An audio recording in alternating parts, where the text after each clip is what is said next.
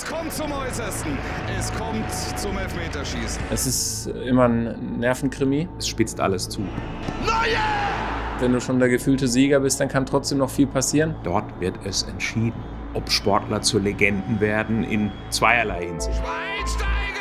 Da gibt es ein paar Psychospielchen. Dieses Mindgame. Das ist hochspannend. Da fragt es einfach her, ich habe selten Elfmeter gehalten. Ich war eigentlich nie so richtig der Elfmeter-Töter. Die Bayern! Beim FC Bayern kommt es halt auch nicht so häufig vor, dass wir in einen Elfmeter schießen müssen und deshalb ist es immer was Besonderes.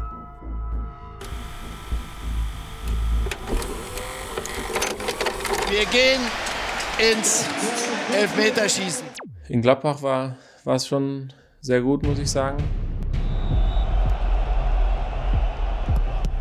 Aus! Die Bayern! Und es war, glaube ich, auch die gleiche Saison dann mit Real Madrid. Und das hat beides mal gut funktioniert. Es war kurz hintereinander und dementsprechend waren das sehr besondere Elfmeterschießen. Wir gehen ins Elfmeterschießen. Es ist schon sehr lebendig. Es war einfach ein Highlight, weil ich glaube, das war sowieso ein Spiel auf Messerschneide und es war sehr eng, auch schon im Hinspiel und im Rückspiel. Und dementsprechend glaube ich, wenn nur zwei große Mannschaften aufeinandertreffen und es ein internationales K.O.-Spiel ist, dann ist es immer was Besonderes, natürlich sich dann durchzusetzen und von so besonderen Spielern dann Elfmeter zu halten, ist natürlich für einen Torwart auch sehr schön. Und es naht Cristiano Ronaldo. Ronaldo gegen Neuer.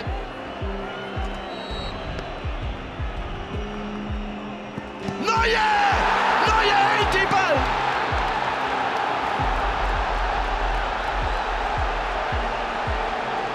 Zwei Tore hat er gemacht und jetzt Manuel Neuer. Ja, das Elfmeterschießen ist natürlich immer was ganz Besonderes, gerade für uns Torleute. Ich finde grundsätzlich, dass es eine gute Sache ist. Also es ist viel besser als ein Münzwurf. Es ist, glaube ich, auch besser als dieses Penalty-Shootout mit dem Ball auf den Torwart zu dribbeln und dann in die 1-gegen-1-Situation zu gehen. Deshalb finde ich schon, dass das Elfmeterschießen auch die richtige Art und Weise ist, um ein Spiel dann auch zu entscheiden. Jetzt gibt es keinen Way out mehr. Jetzt kannst du nicht mehr sagen, oh, haben wir vielleicht noch ein Spiel und noch ein Spiel. Nein, dort wird es entschieden, ob Sportler zu Legenden werden in zweierlei Hinsicht. Und das macht diesen Spannungsmoment des Elfmeterschießens für alle Beteiligten. Ich glaube, für die Spieler ist es am unangenehmsten. Der Torwart kann eigentlich nichts verlieren, er kann nur gewinnen. Und für die Zuschauer ist es der absolute Moment der dramatischen Zuspitzung. Oft kann man nur gewinnen als Torwart, aber trotzdem kann man auch viel verlieren. Gerade wenn man natürlich als Favorit ins Elfmeterschießen geht, wenn man gegen den vermeintlich kleineren dann auch spielt. Es ist immer ein Nervenkrimi und das Wichtigste ist, glaube ich, für einen Torwart, immer einen kühlen Kopf einfach zu bewahren. Wenn er einen hält, dann ist er der Held. Ich war eigentlich nie so richtig der Elfmeter-Töter. Jetzt, ich glaube, war da ein ganz normaler Durchschnitt. Aber ist ja egal, wenn es dann darum geht, musst du halt dann einmal da sein. Das war dann Gott sei Dank 2001 so. Wir gehen ins Elfmeterschießen. Es ist alles offen für den FC Bayern. Jungs, bitte, bitte, bitte holt nach 25 Jahren endlich diesen Pott nach München in die Selbener Straße.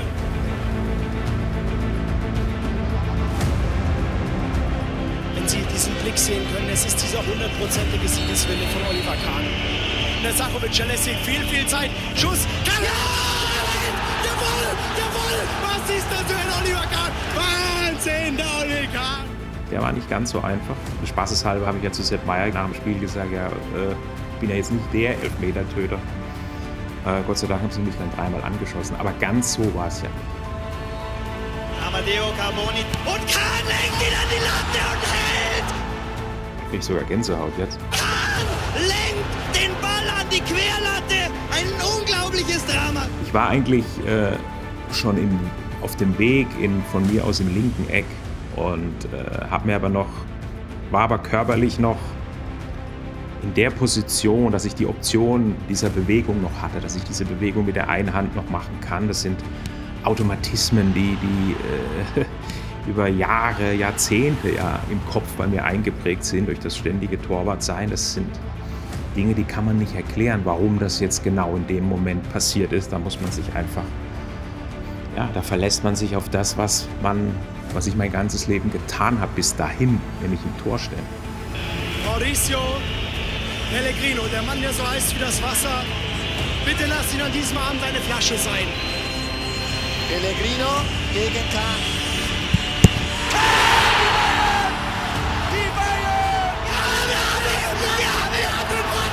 Das war der einfachste.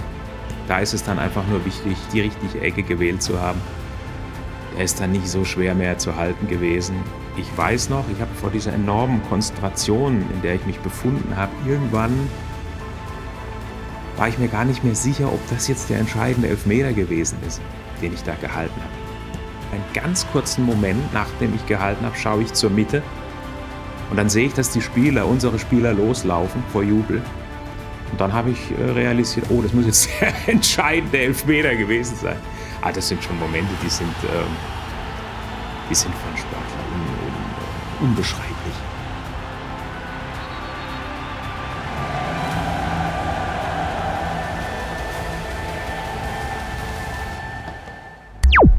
Man darf auch nicht zu viel Verklärung treiben. Es gehört einfach auch Glück dazu, auch die richtige Ecke als Torwart auszuwählen, die richtige Intuition gehabt zu haben in einem Moment. Wo könnte der Schütze hinschießen? Im Voraus habe ich natürlich schon die Analyse auch gemacht, weil man muss schon den einen oder anderen Spieler auch vorher analysiert haben, die Sachen dann auch wirklich im Kopf haben. Und dann spielen viele Faktoren natürlich eine Rolle. Einmal dieses Mindgame mit dem Schützen und dem Torwart, dass man eine gewisse Ausstrahlung hat, einfach von Dominanz, von Selbstsicherheit. Und dann muss man die Analyse sozusagen ins Schießen mitnehmen und dann trotzdem noch auf sein Bauchgefühl hören. Ich habe immer geschaut, ist der Schütze eher ein technischer Spieler oder ist der Schütze eher so ein bisschen ein rustikalerer, robuster Spieler, rustikale Spieler, die mit dem Vollspann schießen. Da weiß man meistens, in welche Ecke sie schießen und der Techniker nimmt meistens die Innenseite. Und auch da kann man dann ein bisschen was ablesen. Dazu kommt dann, dass ich ja die Spieler gekannt habe und ja auch immer wieder beobachtet habe, was sie so bei Elfmetern gemacht haben. All das bündelt sich dann in diese ganzen Erfahrungen, kommen dann in diesem Moment zusammen und nichtsdestotrotz als Torwart bist du immer davon abhängig in einem Elfmeterschießen, dass der Schütze versagt. Ich habe schon meinen festen Ablauf, auch während einem Elfmeterschießen. Ich bin bei mir, ich bin sozusagen auch in der Analyse die ganze Zeit drin. Also in meinem Kopf rattert es dann die ganze Zeit. Wer kommt jetzt als nächstes? Also die gegnerische Mannschaft sagt mir ja nicht vorher, an 1 kommt Spieler X, an 2 kommt Spieler Y. Da muss man schon alles hintereinander sortieren und ich habe dann sozusagen meinen Katalog im Kopf. Dann ist es so, dass ich auch auf den Anlauf des Gegenübers reagieren muss. Da gibt es verschiedene Facetten natürlich, die der Schütze dann einfach mitbringt. Und ich als Torwart muss natürlich versuchen, dem Gegenüber auch zu zeigen, dass das Tor für ihn sehr klein ist. Dass er Probleme haben wird, hier ein Tor zu erzielen. Und diese Selbstsicherheit versuche ich einfach auszustrahlen.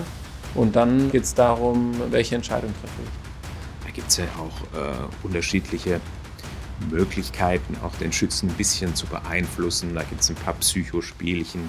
Da schaut man dem Schützen ganz genau in die Augen oder man steht schon vorne am Elfmeterpunkt, übergibt dem Schützen den Ball und geht dann selber wieder zurück. Dann gibt es ja Torhüter, die Bewegungen machen auf der Linie, um jetzt den Schützen zu verunsichern. Das interessiert mich, das fasziniert mich. Das Spielchen, ja, was vor dem Schuss stattfindet, zwischen dem Schützen und dem Torwart. Das ist hochspannend. Die Atmosphäre spielt natürlich auch eine Rolle und äußere Einflüsse. Und beim Elfmeterschießen ist es einfach so, dass da auch das Glück eine gewisse Rolle spielt. Ich entscheide nie, wo der Schütze hinschießt, sondern nur der Schütze selbst. Von Torwartaussicht. Irgendwie ist es in meinem Kopf, wie ich Torwarttrainer war, da ist mir das erst eingefallen, dass man so lange wartet, wie es geht, dass man sich eine Ecke immer nimmt und beim Elfmeter, also wenn es Elfmeterschießen gibt, die 5 Stück, immer in die gleiche Ecke geht. Weil einer oder zwei kommt, es kann nicht sein, dass immer alle dann rechts gehen, wie du links gehst. Einer kommt und den hältst. Oder vielleicht kommen sogar 2 und die kannst du halten. Aber du konzentrierst dich voll auf diese Ecke, dann hast du eine Chance, dass du einen hältst. Und einer erreicht er meistens beim Elfmeterschießen, dass du ihn rausfischt, wenn deine Elfmeterschützen gut treffen. Das war meine These, wie ich leider schon aufgehört habe als Torwartspieler. Es gibt auch Spieler, die erst ein einziges Mal geschossen haben, die ich am liebsten dann haben würde, dass sie gegen mich schießen. Und Cristiano oder auch Messi zum Beispiel, die haben ja schon überall hingeschossen. Deshalb weißt du vorher natürlich nicht zu 100%, was werden sie jetzt entscheiden.